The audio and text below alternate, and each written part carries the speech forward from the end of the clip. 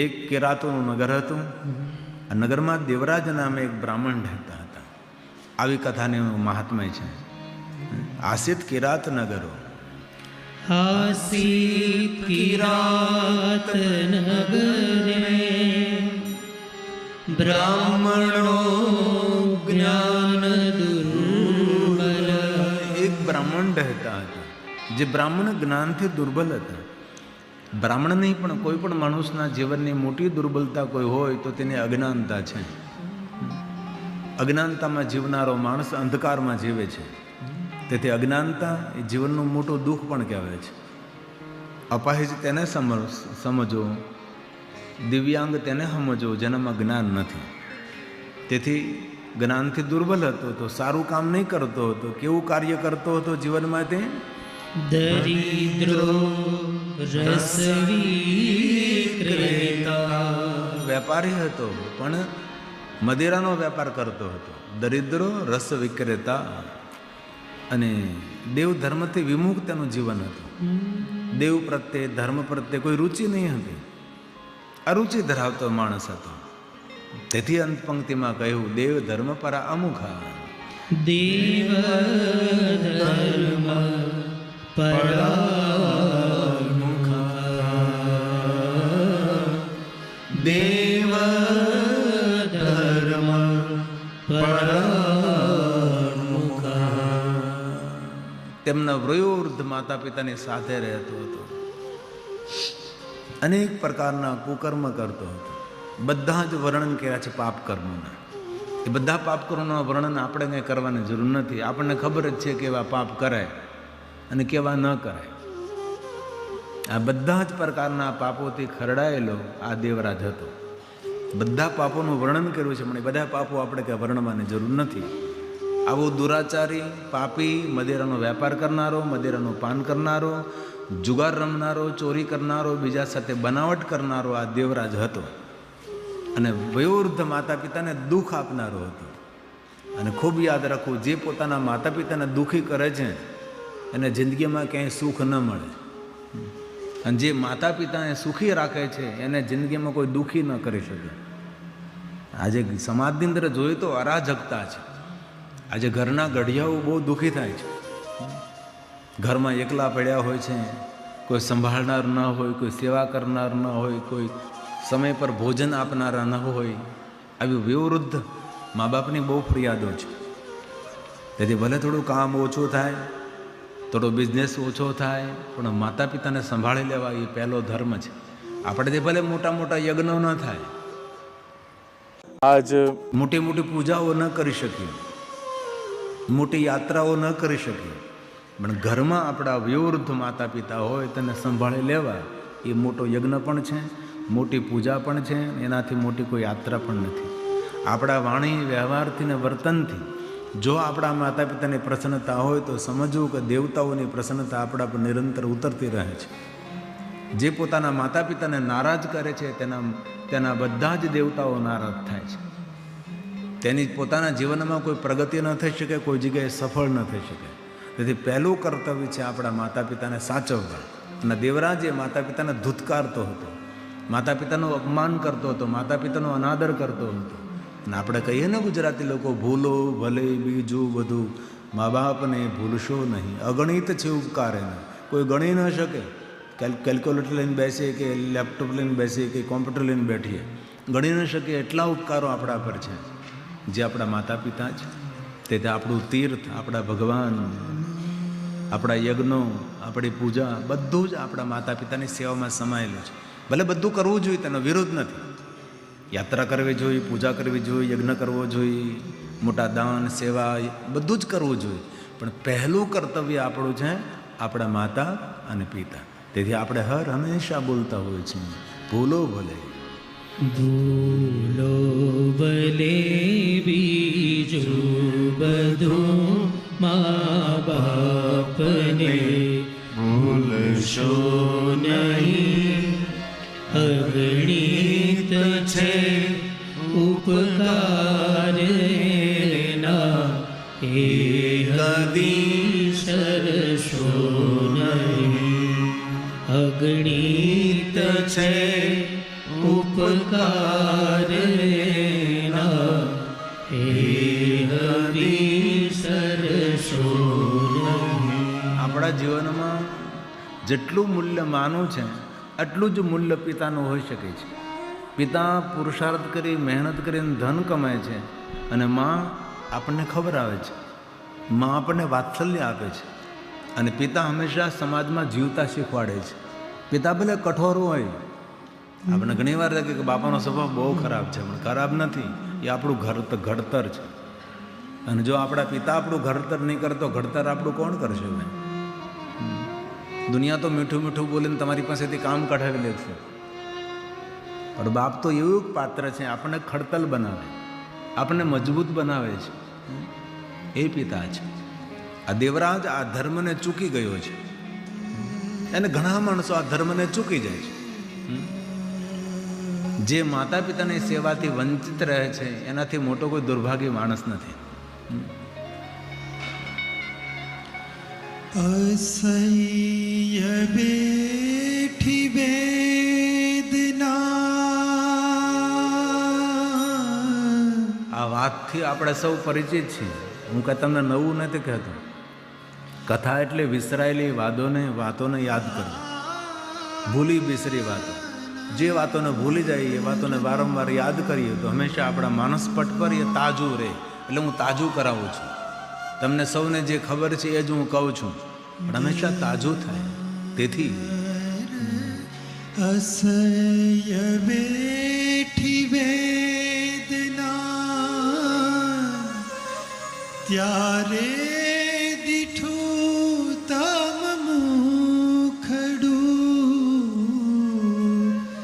એ પુનીત જનના કાળજા પથ્થર બની છુંદશો નહીં. અગણિત છે ઉપકાર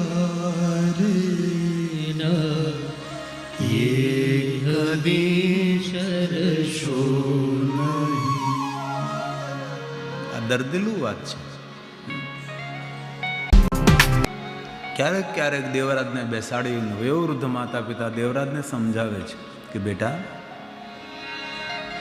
જે માર્ગ ઉપર તું જઈ રહ્યો છે એ માર્ગ દુઃખનો માર્ગ છે, એ પતનનો માર્ગ છે.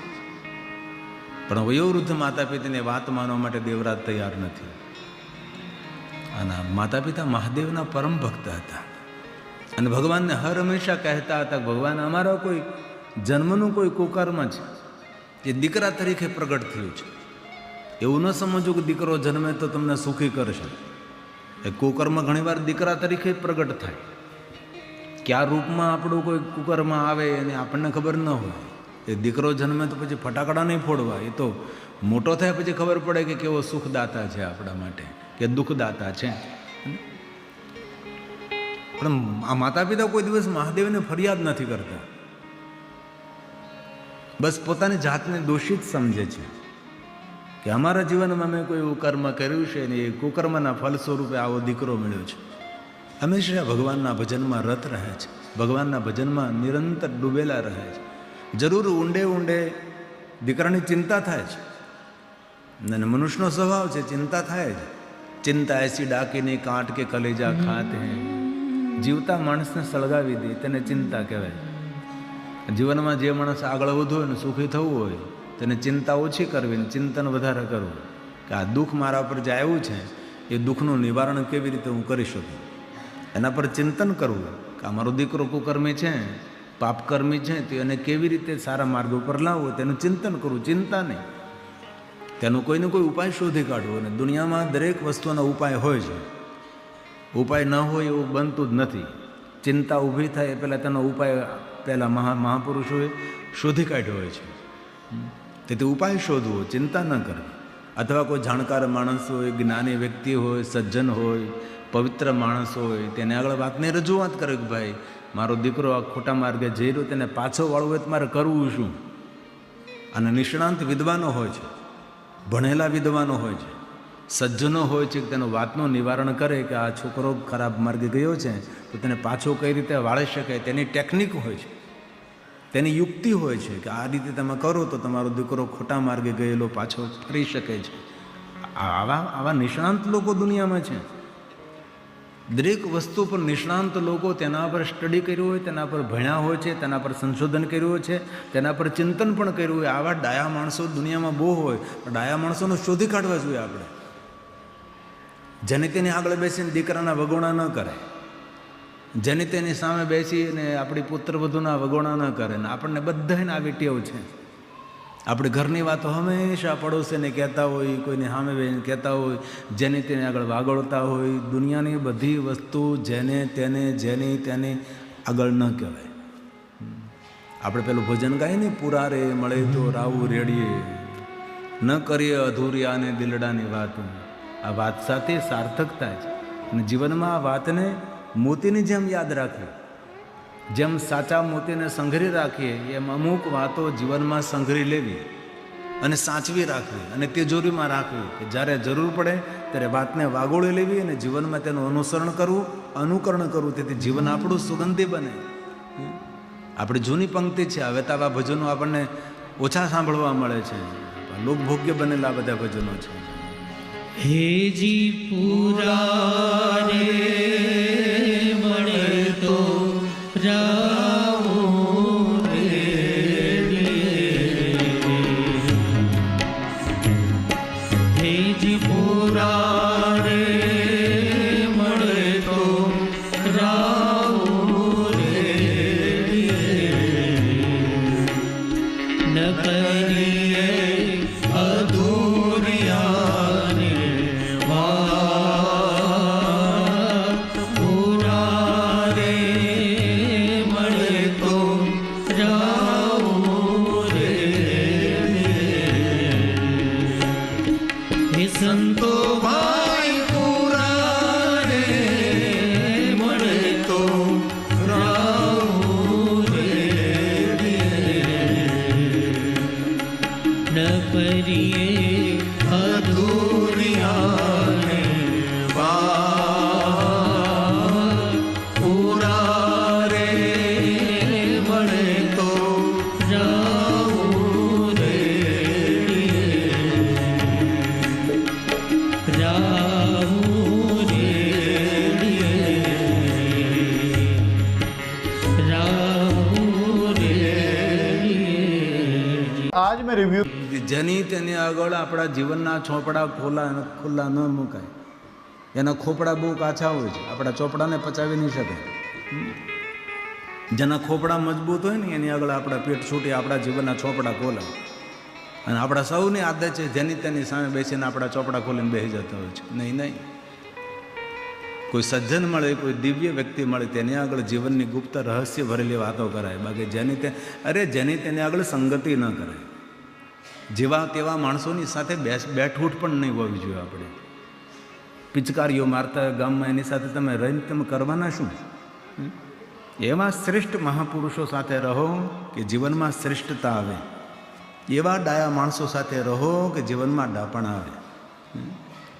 જેના જીવનમાં કાંઈ લઈ લેવાનું નથી એવા માણસો સાથે રહેવાથી આપણું હિત થાય જ નહીં. તેથી પહેલાં તો સંગતિ સુધારવી પડે. આના દેવરાજે મદિરા પીવાવાળાનો સંગ કર્યો છે, દેવરાજે ચોરી કરવાવાળાનો સંગ કર્યો છે, દેવરાજે જુગાર રમવાનો સંગ કર્યો. તેથી બ્રાહ્મણનો દીકરો હોવા છતાં આ બધા જ ખરાબ લક્ષણો આ દેવરાજમાં આવ્યા છે.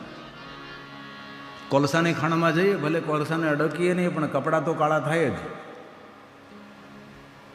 અત્તરની દુકાનમાં જઈએ, અત્તર ભલે ખરીદીએ નહીં પણ શરીરમાં સુગંધો આવે જ. તેથી સંગ દોષ લાગે જ. તેથી માતા ગંગા સતી કહે, સંગ તું કરો તો એવાની કરજો. ડાયા માણસોને સંગ કરજો, સજ્જન માણસોનો સંગ કરજો. આ બધી જૂની પંક્તિઓ આપણે અત્યારે ભજનોમાં ઓછી સાંભળવા મળે આપણને, પણ આપણે વાગોળતા રહીએ જેથી કરીને આપણને આ મોતીની જેમ યાદ રહે. સંગ તું કરો તો તમે એવાની કરજો પામા. ભજન મારે રે બર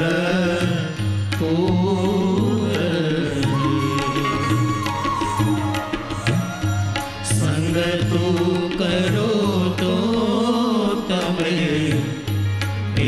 દેવાની રે કરજો પાનવા ભજન મારે રે વર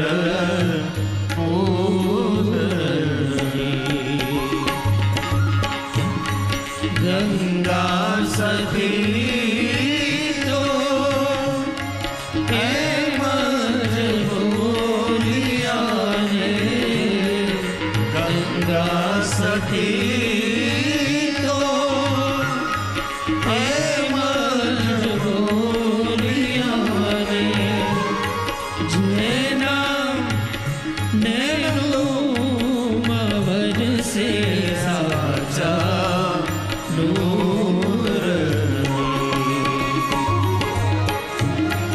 સંગ તો કરો તો તમે દેવાની રે કરજો પાનવા ભજન મારે રે વર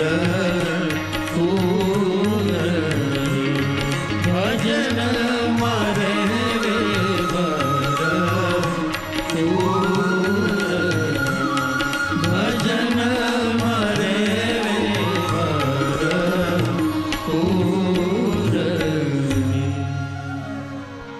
તેથી સારા માણસોનો સંગ વ્યક્તિને શ્રેષ્ઠ બનાવી શકે છે. અને કોઈ સારો માણસ મળે તો એકાંતે બેસીને અલખને આરાધીએ. શું જરૂર છે કોઈને? આપણે આપણી જાત સાથે રહીએ, આપણા સ્વ સાથે કરીએ, ભીતર ભીણીને યાત્રા કરીએ.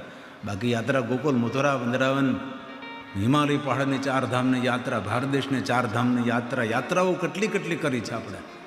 પણ ક્યારેક ભીતર ભણીની યાત્રા, એકલા બેસીને શાંતિથી પોતાની જાત સાથે સમય વિતાવીએ. પણ પોતાની જાત સાથે સમય વિતાવતા જ નથી. હંમેશા ભોજન કર્યું નથી, કોગળો બહાર કર્યું નથી, એક પગ ડેલીમાં, બીજો પગ ગામમાં. આ માણસો કોઈ દી જીવનમાં સફળતા પણ નહીં મેળવી શકે, જીવનમાં સારી સુવાસ પણ ન મેળવી શકે. શ્વાસ મેળવવા માટે 4 દિશાઓમાંથી 10 દિશાઓમાંથી માણસે સાવધાન રહેવું જોઈએ છે. આ દેવરાજ દુઃખી થવાનું છે. માતા પિતા વારંવાર સમજાવે છે કે દેવરાજ, હજી સમય છે, પાછો વળ, હજી તારી પાસે યુવાની છે, હજી ઘણો બધો સમય તારી પાસે છે. પણ દેવરાજે પોતાના વયોવૃદ્ધ માતા પિતાની વાત ન માને. જે માણસ વયોવૃદ્ધ માતા પિતાની વાત ન માને, દાદા દાદાની શિખામણ ન લે, સજ્જનોની વાત ન સ્વીકારે, શાસ્ત્રની વાત ઉપર દ્રષ્ટિ ન કરે અને સત્સંગ ન કરે, એનું જીવન કોઈ દિવસ શ્રેષ્ઠ ન બને. એ હંમેશા દુર્ગતિને પ્રાપ્ત થાય. દેવરાજની દશા એ જ થવાની છે. પુત્રની ચિંતા કરતા માતા પિતા અંતે વયોવૃદ્ધ હતા એટલે દેવલોકને પામ્યા છે. માતા પિતા દેવલોક પામ્યા એટલે એને ખૂબ ખુશી થઈ કે હવે મને કોઈ રોકનાર નહીં, ટોકનાર નહીં, કોઈ કહેનાર નહીં. હવે તો પાપ કરવા માટે ખુલ્લું મેદાન મળ્યું છે. ભરચક યુવાની છે, મોટી ચોરી કરે છે, ઠગાઈ કરે છે, મોટા જુગાર ખેલે છે, પોતાના મિત્રો સાથે મહેફિલો કરે છે, નહીં કરવાનું બધું જ કરી રહ્યો છે. આવા અનેક છોકરાઓ તમને મળશે કે બાપના કમાયેલા પૈસાઓ આ રીતે વાપરતા હોય છે. ક્યાં માર્ગે ધન વાપરવું, ક્યાં માર્ગે ધનને સમર્પિત કરવું, કઈ રીતે ધનની ગોઠવણ કરવી, તારી પાસે બુદ્ધિમત્તા જ નથી. ભાઈ અગર આપ હવે કોઈ કહેનાર નથી, રોકનાર નથી, કોઈ ટોકનાર નથી. યુવાની છે, મોટી ચોરી કરે છે, પાપના માર્ગે પોતાના જીવનને વ્યક્ત કરી રહ્યો છે. સમય કોઈનો પકડાતો નથી, સમય જતો રહ્યો છે. બસ સમયને યાદ કરવાનો રહ્યો. એ સમય ફરી પાછો આ દુનિયામાં કોઈને મળતો નથી. અને આ દેવરાજની વૃદ્ધાવસ્થાનો પ્રારંભ થયો. માંસાહારી વ્યક્તિ, મદિરાપાન કરનારો, શરીરમાં અનેક પ્રકારના રોગ નીકળ્યા છે. અને યુવાની પૂરી થાય ને એટલે ખબર પડે કે કેટલા રોગ શરીરમાં ધરબાયેલા હતા. અને આપણું પહેલું કર્તવ્ય છે આપણા શરીરને ધ્યાન રાખવું. આરોગ્યથી ભરપૂર, તંદુરસ્તીથી ભરપૂર આપણું જીવન હોવું જોઈએ. આપણે જાત પ્રત્યે આપણે સજાગ અને સતર્ક રહેવું જોઈએ. એમાં બુદ્ધિમત્તા છે આપણે. હવે ધીરે ધીરે વૃદ્ધાવસ્થા વધવા લાગી. શરીરમાં એક પછી એક રોગ ઘર કરવા લાગ્યા અને દુઃખી થયો છે માણસ. હવે તો ચોરી પણ નથી કરી શકતો. પોતાની પાસે ધન તો નથી. જેટલું કમાતો હતો, જેટલું લાવતો હતો એ બધું જુગારમાં બધું વેડફી નાખતો હતો. સમય ગયો, હાથમાંથી અને વૃદ્ધાવસ્થા આવી. એવી દુઃખદાયક વૃદ્ધાવસ્થા આવી જે દુઃખનું કોઈ વર્ણન ન કરી શકે. ગામમાં ભટકવા લાગ્યો આ માણસ. જ્યાં ત્યાં ભટકે છે, જ્યાં ત્યાં પડ્યો રહે છે. નથી કોઈ ખાવા આપતું, નથી કોઈ પીવા આપતું, નથી કોઈ બોલાવતું. તેની સાથે મિત્રો ઘણા બધા હતા, પણ બધા જ ખુશામતખોર મિત્રો હતા. બધા જ મિત્રો સ્વાર્થી મિત્રો હતા, કોઈ પરમાર્થી નહીં હતો. આજે આ દેવરાજને કોઈ મિત્ર પણ સાથ નથી આપતું, નગરનો કોઈ સજ્જન પણ સાથ નથી આપતું, કોઈ તેને સાચવતું પણ નથી. અને વૃદ્ધાવસ્થામાં દેવરાજ દુઃખી થયો છે. વૃદ્ધાવસ્થામાં ક્યારે દુઃખી થયો? કારણ કે તેને યુવાનીમાં ધ્યાન ન આપ્યું. યુવાનીમાં આરોગ્યનું પણ ધ્યાન આપવું જોઈએ, વિચારોમાં પણ ખૂબ સતર્કતા રાખવી જોઈએ, સાવધાન રહેવું જોઈએ. વ્યવહારમાં તો કદમ સાવધાની જરૂરી છે. યુવાનીમાં જે માણસે પોતાના જીવનનું ઘડતર નથી કર્યું તેના હાથમાં કાંઈ રહેતું નથી. યુવાની એ સંપૂર્ણ જીવનના ઘડતરનો સમય છે. દેવરાજે પોતાના યુવાનીમાં ધ્યાન ન રાખ્યું તે દેવરાજ દુઃખી થવા લાગ્યો છે. વૃદ્ધાવસ્થા ભટકી રહ્યો છે. વાળ વિખાઈ ગયા, પગ તરડી ગયા, ચહેરો ખરડાઈ ગયો. એક પાગલ માણસ, એક ગાંડો માણસ હોય એવું જીવન થયું દેવરાજનું. અને પછી વૃદ્ધાવસ્થામાં વૃદ્ધો શું કરે? પોતાની યુવાની યાદ કરે. તમારે જો કોઈ પણ વૃદ્ધોની પાસે બેસો ને એટલે એ લોકો શું વાત કરે? હું યુવાન હતો ત્યારે આમ હતો ને, યુવાન હતો ત્યારે આમ હતો ને, યુવાન હતો ત્યારે એક ડોલ લાડવા ખાઈ જતો ને, યુવાન હતો ત્યારે એક તાંડો પડીને મોહનથાળ ખાઈ જતો. બસ આવી બધી વાતો કરતા હોય. એવું કોઈ નથી કહ્યું કે હું યુવાન હતો ત્યારે કોઈ ગાયને રક્ષા કરી, કોઈ ગાય બચાવી, કોઈ બેન દીકરીની આબરૂ બચાવી, કોઈ નાના માણસને મદદ કરી, કોઈ સત્કર્મ કર્યો, મોટો યજ્ઞ કર્યો, મોટી યાત્રા કરીને આવી બધી વાતો કરતા, ખાવાની વાતો કરતા હોય. એક ડોલ લાડવા ખાઈ જતો ને, તાંડો પડીને જલેબી ખાઈ જતો હતો ને. બસ આ તું ખાવા જ જન્મ હતો, બીજું તારે જન્મ લેવાનું કારણ તારું કેવું હતું? અને હંમેશા વૃદ્ધાવસ્થાની એક ઓળખાણ છે. વૃદ્ધાવસ્થામાં ભૂતકાળ બહુ યાદ આવે. યુવાન પાસે બેઠો તો ભવિષ્યની વાતો કરો તો મારે ભવિષ્યમાં આમ કરવું છે, આમ કરવું છે, તેમ કરવું છે, આમ કરવું છે. મોટા મોટા સપના જોતો હોય છે. સપના જોવા જ જોઈએ, એકાદું સપનું તો સાકાર થાય. વડીલ પાસે બેસો ભૂતકાળને યાદ કરે, યુવાન પાસે બેસો તો ભવિષ્યને યાદ કરે. વર્તમાન ઉપર તો ભાગ્યે જ કોઈનું ધ્યાન હોય ને. આપણે એક ભજનની પંક્તિ છે, ભૂલાતી નથી. નારાયણ સ્વામી બહુ જ આ ભજન ગાતા હતા. ભૂલાતી નથી એ સુખી જિંદગી. આ વૃદ્ધાવસ્થાની વાત છે. ભૂલાતી નથી સુખી જિંદગી ને, સુખી જિંદગી. બુઢાપો આવે ને વૃદ્ધાવસ્થા, ત્યારે હંમેશા યુવાન યાદ આવે, બાળપણ યાદ આવે. તેથી આ વ્યક્તિ યુવાન નથી ગાતો, વૃદ્ધ વ્યક્તિ ગાય છે. ભૂલાતી નથી એ સુખી જિંદગી, બાળપણમાં ગુજારે સુખી જિંદગી. કેવું ભજન આ જીવનને યાદ કરનાર છે. ભૂત, ભવિષ્ય અને વર્તમાનને સમજાવનારું આ ભજન છે. કેવા સુંદર સુંદર આપણે ત્યાં ભજનો હતા. હવે તો આ ભજનો ઓછા સંભળાય છે, ઓછા ગવાય પણ છે. આમાં ભૂતકાળ પણ છે, ભવિષ્યકાળ પણ છે અને વર્તમાન પણ છે. આ ભૂતકાળ છે, ભૂલાતી નથી. ભૂલાતી નથી સુખી જિંદગી ને, સુખી જિંદગી ને. હંમેશા હતી સુખી જિંદગી ને, સુખી જિંદગી ને. ભૂલાતી નથી સુખી જિંદગી ને, સુખી જિંદગી ને.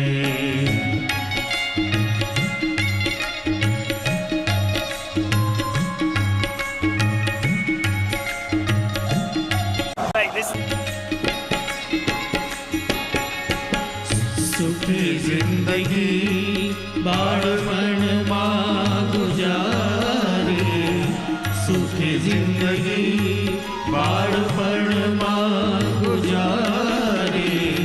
યુવાની કીધી, યુવાની કીધી દુખી જિંદગી ને, દુખી જિંદગી ને. યુવાની કીધી દુખી જિંદગી ને, દુખી જિંદગી ને.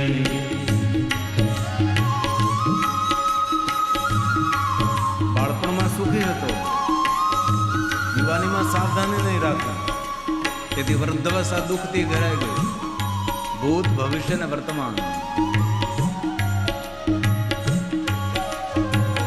આપણા ગુજરાતી ભજન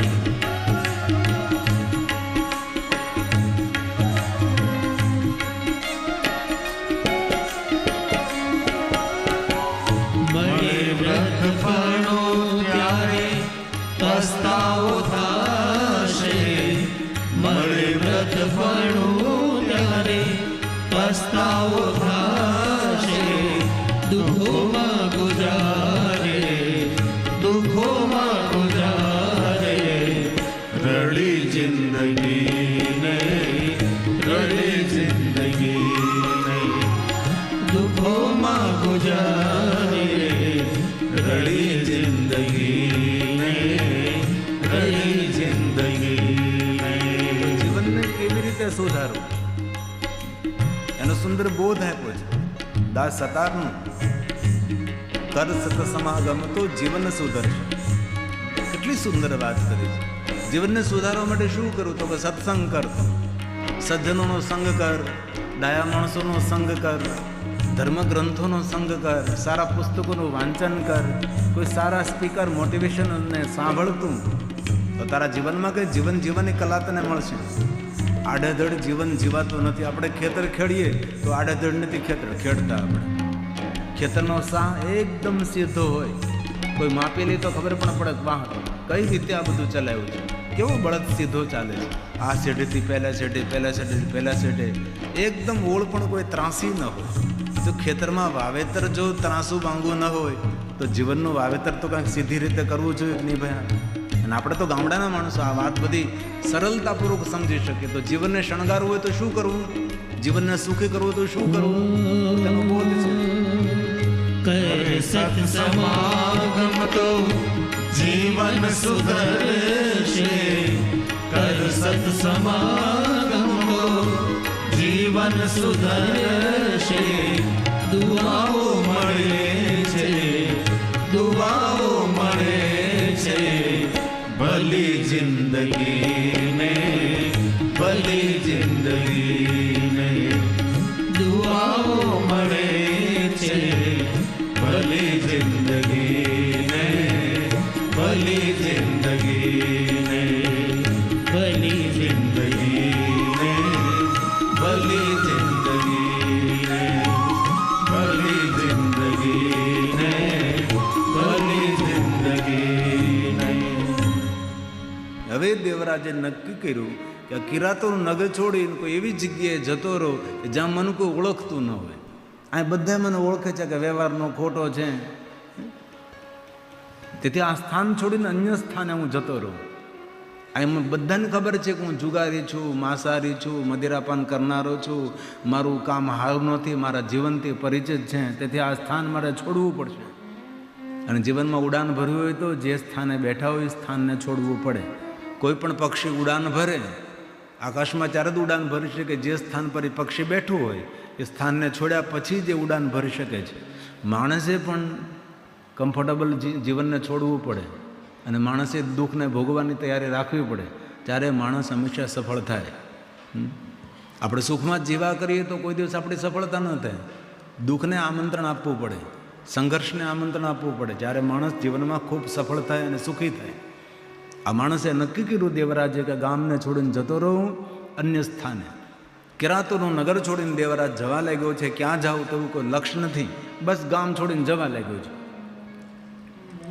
માર્ગમાં જતો હતો, સુંદર એક દ્વાર જોયું, કોઈને પૂછવા લાગ્યો છે આ દ્વાર ક્યાં ગામનું છે. કોઈએ કહ્યું કે પ્રતિષ્ઠાનપુર નામનું નગર છે. નગરમાં પ્રવેશ કર્યો છે. પ્રતિષ્ઠિત લોકો, કર્મનિષ્ઠ લોકો, ધર્મિષ્ઠ લોકો આ નગરમાં રહે છે. કોઈ નગરમાં પાપિષ્ઠ માણસ જ નથી. અને ઘણા ગામો આવા મેં જોયા છે. આખા ગામમાં ગમે ન મળો સૌ સત્સંગી હોય, સૌ સત્સંગી હોય, એટલા ભગવાનના વિચારોને ભરેલા હોય. એ ગામડું તીર્થ હોય છે, એ ગામડું ભાગશાળી હોય. અને ઘણા ગામડામાં જે નકરા ઉકા જ હોય.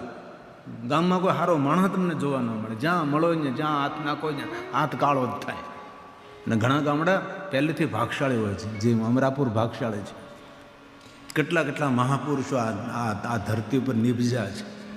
કેટલી મોટી લાગણીની અને આનંદની વાત છે. નગરમાં પ્રવેશ કર્યો છે. એક મંદિર જોયું તો કોઈને પૂછવા લાગ્યું કે આ મંદિર ક્યાં ભગવાનનું છે? કોઈ કહ્યું ભાઈ મંદિર નથી, આ શિવાલય છે.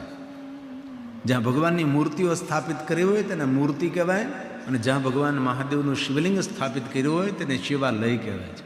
આ શિવાલય છે. આલયમ સર્વદેવાનામ તસ્મા લિંગમુચ્છતે. આ શિવાલય છે. જિંદગીમાં શિવાલય ગયેલો નહીં, મંદિરે ગયેલો નહીં, સત્સંગમાં ગયેલો નહીં, એકદમ કાળો પાટિયો. શિવાલયની નજદીક ગયો. એક બ્રાહ્મણ દેતા બેઠા બેઠા કંઈ પ્રવચન કરતા હતા. કોઈને પૂછવા લાગ્યું છે કે અહીંયા શું થઈ રહ્યું છે? કોઈએ કહ્યું ભાઈ આ શંકર ભગવાનનું શિવાલય છે ને, તો આ બધા જ મહાદેવના ભક્તો છે અને મહાદેવની કથાનું શ્રવણ કરે છે, અને આ બ્રાહ્મણ દેવતા ભગવાન મહાદેવની કથા સંભળાવે છે. હવે જિંદગીમાં કથામાં ગયેલો નહીં, આ દેવાલય નહીં, શિવાલય નહીં, આટલો દુરાચારી માણસ. એમ થયું કે લાવને બેસું તો મને કોઈ ખાવા પીવા આપે, કોઈ પ્રસાદ મળી જાય, થોડીક તૃપ્તિ થાય. ભૂખો બહુ હતો અને દુઃખો પણ હતો, શરીરમાં રોગ પણ હતા, ભૂખની પીડા હતી ને વયો વૃદ્ધ હતો. આપતો ને બેસી ગયો છેલ્લે કોઈ દેખે નહીં એમ બેઠો છે, અસ્ત વ્યસ્ત બેઠો છે. કથા સાંભળવા માટે નહીં બેઠો, બસ ખાલી બેસી ગયો. શા માટે? ખાવા પીવાનું કંઈક મળે, કંઈક પ્રસાદ મળી જાય. ભગવાનનું નામ અને ભગવાનની કથા એવી છે, ભાવથી સાંભળો કુભાવથી સાંભળો પુણ્ય મળે છે. અગ્નિ જેવું છે, તમે જાણતા અડો તો પણ અગ્નિનો દાહ લાગે છે, અજાણતા અડો તો પણ અગ્નિનો દાહ લાગે છે. એમ ભગવાનની કથા પણ એવી જ છે. ભગવાનનું નામ પણ એવું છે, જાણતા લ્યો તો પણ પુણ્ય મળે, ને અજાણતા લ્યો તો પણ પુણ્ય તો મળે જ. બંને બાજુથી પુણ્ય મળે. જાણી જોઈને લઈએ તો આનંદ થાય, અજાણતા લઈએ તો પણ પુણ્ય તો મળે જ. તેથી તો રામચરિત માનસ તુલસીએ કહ્યું ભાવ કભાવ, ભાવ કભાવ અલખ આલસ